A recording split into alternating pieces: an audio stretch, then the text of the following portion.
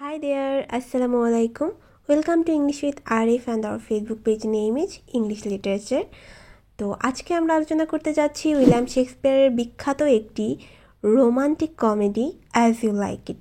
এই as you like it শেক্সপিয়ারের অন্যতম জনপ্রিয় এবং হাস্যরসাত্মক নাটক, যা প্রেম, বন্ধুত্ব, মানব প্রকৃতি এবং পুনর্মিলনকে কেন্দ্র করে আবর্তিত হয়েছে। নাটকের যেই প্রধান ঘটনা প্রবাহ সেগুলো ঘটেছিল আর্ডেন নামক একটা বনাঞ্চলে।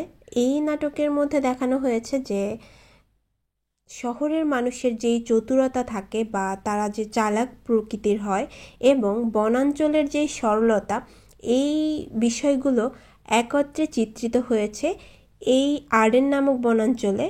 এই নাটকের ঘটনা প্রবাহ ঘটে থাকে। এখন আমরা আলোচনা করব এই নাটকটির সেটিং, মেইন ক্যারেক্টার্স অ্যান্ড অবশ্যই বলবো শর্ট সামারি। তাই আমাদের সাথেই থাকুন।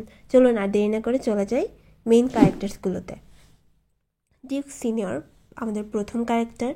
তিনি ছিলেন একজন সদাচারী ব্যক্তি, কিন্তু তাকে তার আপন নিজের ভাই রাজ্যচ্যুত করেছিলেন। তার নাম ছিল, যে ভাই তাকে রাজ্যচ্যুত করেছে তার নাম ছিল ফ্রেডেরিক, এবং তাকে এই যে আমাদের ডিউক সিনিয়র, তাকে হচ্ছে রাজ্যচ্যুত করা হয়েছিল, আর্ডেন নামক বনে নির্বাসিত করা হয়েছিল। তো তারপরে এই যে সেকেন্ড ক্যারেক্টার আমরা পাবো যেটা, সেটা হচ্ছে রোজালিন্ড। রোজালিন্ড হচ্ছে এই নাটকের হিরোইন, এবং তিনি হচ্ছে এই যে ডিউক সিনিয়রের মেয়ে, যিনি অত্যন্ত মেধাবী এবং বুদ্ধিমতী, এবং সে প্রচণ্ড দয়ালু। আমরা দেখতে পাবো ঘটনা প্রবাহ যখন আলোচনা করব তখন। এবং থার্ড ক্যারেক্টার হচ্ছে অরল্যান্ডো। অরল্যান্ডো হচ্ছে একজন সাহসী এবং দয়ালু যুবক, যিনি রোজালিন্ডের প্রেমে পড়ে। এবং এই যে এই অরল্যান্ডোকেও তার নিজের আপন ভাই মেরে ফেলতে চায়, যেটা আমরা পরে জানতে পারবো ঘটনার মধ্যে। এরপরে ফোর্থ ক্যারেক্টার হচ্ছে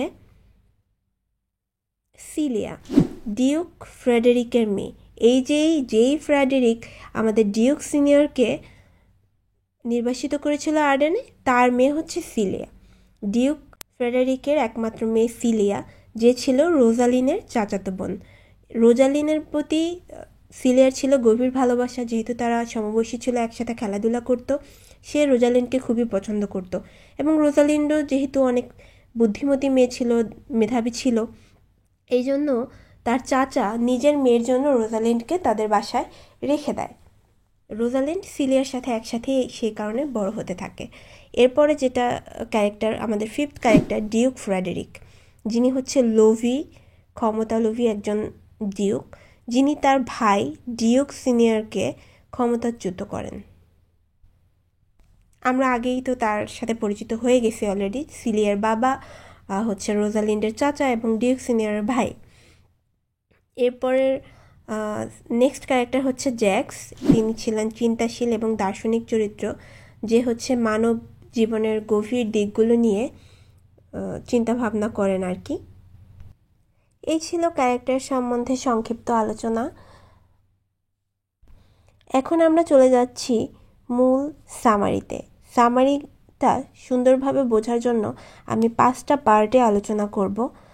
প্রথম পার্ট, অর্থাৎ নাটকটা যেটা থেকে শুরু হয়েছিল, প্রথমে আমরা দেখতে পাবো এক্সাইল অ্যান্ড বিট্রেয়াল। এই নাটকটা শুরুতেই আমরা দেখতে পাবো যে এই যে ডিউক ফ্রেডেরিক তার যে ভাই ডিউক সিনিয়রকে ক্ষমতাচ্যুত করে এবং রাজ্য থেকে নির্বাসিত করেন এই আর্ডেন নামক বনে। এবং এই যে ডিউক সিনিয়র তার যে বিশ্বস্ত সঙ্গীদের নিয়ে আর্ডেন বনে আশ্রয় নেন, এদিকে আবার রোজালিন তার চাচাতো বোন সেলিয়া যে তার সাথে ডিউক ফ্রেডেরিকের প্রাসাদেই হচ্ছে বসবাস করেছিলেন, মানে তার মেয়ের জন্য সে তাকে রেখে দিয়েছিল। এরপরে সেকেন্ড পার্টে আমরা দেখতে পাবো লাভ অ্যাট ফার্স্ট সাইট। মানে এই যে আমরা অরল্যান্ডোর সাথে পরিচিত হয়েছি, আমাদের গল্পের নায়ক যে, তিনি ছিলেন অত্যন্ত সাহসী একজন তরুণ, এবং তার যে বড় ভাই ছিল অলিভার আসলে তার সাথে অন্যায় আচরণ করছিল, তার অলিভারের হাত থেকে বাঁচার জন্য সেও গিয়ে এই আর্ডেন বনে আশ্রয় নেয়। এক লড়াইয়ে হচ্ছে অরল্যান্ডো জয়লাভ করে। তো সেই তখনই হচ্ছে সে রোজালিনকে দেখে এবং রোজালিনকে দেখে মুগ্ধ হয়, মানে ফার্স্ট দর্শনেই সে রোজালিনের প্রেমে পড়ে যায় এবং রোজালিনও সেম, তাকে দেখেই তার উপরে বর্তমানে যেটাকে বলে ক্রাশ খাওয়া আর কি, সেটাই শেক্সপিয়র সেই এত বছর আগে বলে এসেছে যে এটা হচ্ছে লাভ অ্যাট ফার্স্ট সাইট। তো এটা দেখতে পাবো। এবং থার্ড পার্টে যেটা দেখতে পাবো, এসকেপ টু দ্য ফরেস্ট। এই যে ডিউক ফ্রেডারিকে হচ্ছে রোজালিনকে প্রাসাদ থেকে নির্বাসিত করেন এবং রোজালিন ছদ্মবেশে আর্ডেন নামক ওই জঙ্গলে চলে যায়, যেখানে তার বাবা আগে থেকেই থাকতো। তো সেখানে সে ছদ্মবেশ ধারণ করে এবং তার নাম চেঞ্জ করে সে গেনিমেড নাম দেয় এবং সেলিয়া এবং ওই যে বিদূষক টাচ স্টোনকে নিয়ে আর্ডেন বনে পালিয়ে যায়। সেখানে তারা হচ্ছে ডিউক সিনিয়রের সাথে পরিচয় হয়, মিলিত হয় এবং এই যে আমাদের যে অরল্যান্ডো তো ওই বনেই পালিয়ে যায়। তো সেখানে গিয়ে তাদের আবার পুনর্মিলন ঘটে এবং রোজালিন তো হচ্ছে যে গেনিমেড নামে ছদ্মবেশে থাকে। তো একটা পর্যায়ে তারা যখন বুঝতে পারে যে তারা দুজনকে পছন্দ করে, তখন সে আসলে ছদ্মবেশটা ভেঙে তার সামনে চলে যায়। তো এরপরে ফোর্থ পার্টে আমরা দেখতে পাবো যে মিসআন্ডারস্ট্যান্ডিংস অ্যান্ড হিউমার। বনে যখন রোজালিন গেনিমেড ছদ্মবেশে অরল্যান্ডোর সাথে বন্ধুত্ব করেন এবং প্রেম নিয়ে বিভিন্ন পরীক্ষা নিরীক্ষা চালান, এদিকে সিলিয়াও হচ্ছে যে এই যে আমাদের যে অরল্যান্ডোর বড় ভাই ওই অলিভারের প্রেমে পড়ে। তো বিভিন্ন হাস্যরসাত্মক পরিস্থিতির সৃষ্টি হয় সেখানে। বনে গিয়ে হচ্ছে যে অরল্যান্ডো তো আসলে ছদ্মবেশে থাকে না, রোজালিন্ড এবং সিলিয়া তাকে চিনতে পারে। তো তখন রোজালিন্ড তার ভালোবাসা পরীক্ষা করার জন্য বিভিন্ন পরীক্ষা নিরীক্ষা করে। তো সে যখন বুঝতে পারে যে, এবং একটা পর্যায়ে অরল্যান্ডো যখন স্বীকার করে যে হ্যাঁ সে রোজালিন্ডের প্রেমে পড়েছিল, তখন গেনিমেড বলে যে আমি জাদু দিয়ে রোজালিন্ডকে তোমার সামনে নিয়ে এনে দিতে পারবো। তো সেইভাবে করেই আসলে রোজালিন্ড অনেক মজার মাধ্যমে তার সামনে, রোজালিন্ড এবং সিলিয়া ছদ্মবেশ চেঞ্জ করে তাদের সামনে চলে আসে এবং দেখা যায় যে জঙ্গলে যখন এই অলিভার যখন অরল্যান্ডোকে মারতে যায়, তখন সে বিপদের সম্মুখীন হয় এবং অরল্যান্ডো বাঁচায়। তখন অলিভার সে নিজের ভুল বুঝতে পারে এবং ভাইয়ের কাছে ক্ষমা চায় এবং তাদেরও মানে দুই ভাইয়ের সম্পর্ক ঠিক হয়। এরপরে দেখতে পাবো যে 5 যে পার্টটা, এখানে মেইন যে রিকনসিলেশন হয় এবং হ্যাপি এন্ডিংসটা যে হবে। আমাদের কমেডি নাটকগুলোর বেস্ট পার্টই হচ্ছে এই হ্যাপি এন্ডিং, মানে লাস্টে সব কিছু মিটমাট হয়ে যায়। এটা খুবই একটা ভালো দিক, যেখানে আমরা দেখতে পাবো রোজালিন ছদ্মবেশ উন্মোচন করে এবং অরল্যান্ডোর সাথে তার বিবাহ হয় এবং সিলিয়া এবং অলিভারও বিয়ে করে নেয়। এদিকে ডিউক ফ্রেডেরিক বনে চলে আসে, সেও তার ভুল বুঝতে পারে। তো মানে সে বনে যখন আসতে থাকে তখন তার একজন সন্ন্যাসীর সাথে দেখা হয়। তো সন্ন্যাসীর উপদেশ এবং তার ভালো ভালো কথায় সেও আকৃষ্ট হয়ে যায় এবং নিজের ভুল বুঝতে পেরে তার ভাইয়ের কাছে ক্ষমা চায় এবং ডিউক সিনিয়রকে তার রাজ্য ফিরিয়ে দেয়। তো এইভাবেই আসলে এই সুন্দর নাটকটার হ্যাপি এন্ডিং হয় এবং এটা সবার কাছে খুবই জনপ্রিয় একটা নাটক। এবারে চলে যাচ্ছি আমরা থিমে, দ্য পাওয়ার অফ।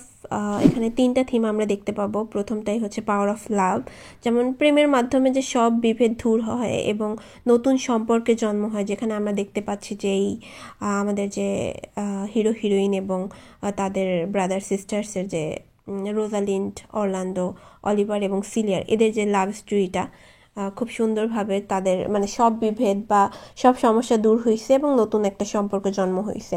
এরপরে সেকেন্ড থিমটাতে আমরা দেখতে পাচ্ছি যে নেচার ভার্সেস সিভিলাইজেশন। বনের যে সরল জীবন শহর জীবনের যে কৃত্রিমতা থেকে অনেক বেশি শান্তিপূর্ণ এবং মানুষের মনের যত পশুত্ব থাকে বা যে খারাপগুলো থাকে, সেইগুলো যে প্রকৃতির সংস্পর্শে এসে বা বনের মধ্যে গিয়ে একটা সুন্দর হ্যাপি এন্ডিং হতে পারে বা সেগুলো দূর হয়ে যে সতেজতা ফিরে আসতে পারে বা সরলতা মানুষের মনেও স্থান পায় ওই বনের সরলতা থেকেই। তো সেইটারই আমরা দেখতে পেয়েছি এই নাটকের মধ্যে। এরপরে থার্ড যেটা দেখতে পাচ্ছি যে আমরা ফরগিভনেস অ্যান্ড রিকনসিলেশন, এবং ক্ষমা ও সমঝোতার মাধ্যমেই আসলে জীবনের অনেক বড় বড় জটিল সমস্যাগুলোর সমাধান হয়ে থাকে। এবং পরিশেষে আমরা বলতে পারি যে এজ ইউ লাইক ইট একটি চিরসবুজ হাস্যরসাত্মক নাটক, যা মানব জীবনের সরলতা, সম্পর্কের গভীরতা এবং প্রেমের যে শক্তি সেটাকেই তুলে ধরা হয়েছে এই নাটকের মধ্যে। এবং নাটকের যে অনবদ্য সংলাপ ও দার্শনিক যে কথাবার্তা, এটা আসলে পাঠক এবং দর্শকের জন্য মানে খুবই আকর্ষণীয়, এবং এই বিষয়গুলোই দর্শকের কাছে এই নাটকটাকে উচ্চ মর্যাদা স্থান নিতে সাহায্য করেছে। তো এখানে এই নাটকের বিখ্যাত দুইটা সংলাপ মানে উক্তি, যেটা সকলের খুবই পছন্দ এবং আমাদের ইংলিশ লিটারেচার স্টুডেন্টদের তো মুখে মুখে, প্লাস অনেক সময় এক্সামেও চলে আসে। ফার্স্ট ওয়ান হচ্ছে all the world's a stage and all the men and woman merely players. এই উক্তিটা দ্বারা আসলে বোঝানো হয়েছে যে পৃথিবীকে একটি মঞ্চ হিসেবে কল্পনা করা হয়েছে, যেখানে মানুষ অভিনেতার মতো তাদের জীবনের নির্ধারিত ভূমিকা পালন করে এবং সময় অনুযায়ী মঞ্চ ছেড়ে চলে যায়। তো কি সুন্দর একটা কথা বলেছেন শেক্সপিয়ার। এই জন্যই আসলে তাকে আসলে writing star, bird of Avon এবং মর্নিং সান এই উপাধিগুলো দেয়া হয়েছে তার এই সুন্দর সুনিপুণ লেখনীর জন্যই। এবং সেকেন্ড যে উক্তিটা সেটা আরও সুন্দর, sweet are the uses of adversity. এই যে লাইনটি দ্বারা শেক্সপিয়ার বোঝানো হয়েছে যে প্রতিকূলতা বা কষ্ট জীবনের অনেক সময় মঙ্গলজনকও হতে পারে। যেমন তেতো স্বাদযুক্ত বা বিষাক্ত দ্বারকাকের মাথার মূল্যবান রত্ন থাকে, তেমনি জীবনের কষ্টও মানুষকে মূল্যবান অভিজ্ঞতা বা জ্ঞান এনে দেয়। যেমন আমরা প্রথম দিকে দেখতে পাবো যে আসলে সবার মনেই কষ্ট ছিল এই প্রত্যেকটা ক্যারেক্টারের মধ্যে, এবং তাদের যেই প্রবলেমসগুলো ছিল ওই প্রবলেমগুলোর মধ্যে তারা গিয়েছে দেখেই কিন্তু লাস্টের হ্যাপি এন্ডিং হয়েছে এবং শেষটা অনেক সুন্দর হয়েছে। তো এই ছিল আমাদের মূল আলোচনা। ধন্যবাদ সবাইকে ধৈর্য সহকারে শোনার জন্য। আপনাদের যদি ভালো লেগে থাকে তাহলে please like, comment and subscribe করবেন আমাদের ইউটিউব চ্যানেলটি, অ্যান্ড সেই সাথে ফেসবুকেও ফলো দিয়ে রাখবেন আমাদের ইউটিউব চ্যানেল, যেখানে আপনারা দেখতে পাচ্ছেন যে English with Arif, and our Facebook pages English literature. তো আজকে এই পর্যন্তই। আল্লাহ হাফিজ, সবাই ভালো থাকবেন, সুস্থ থাকবেন। দেখা হচ্ছে পরবর্তী ভিডিওতে।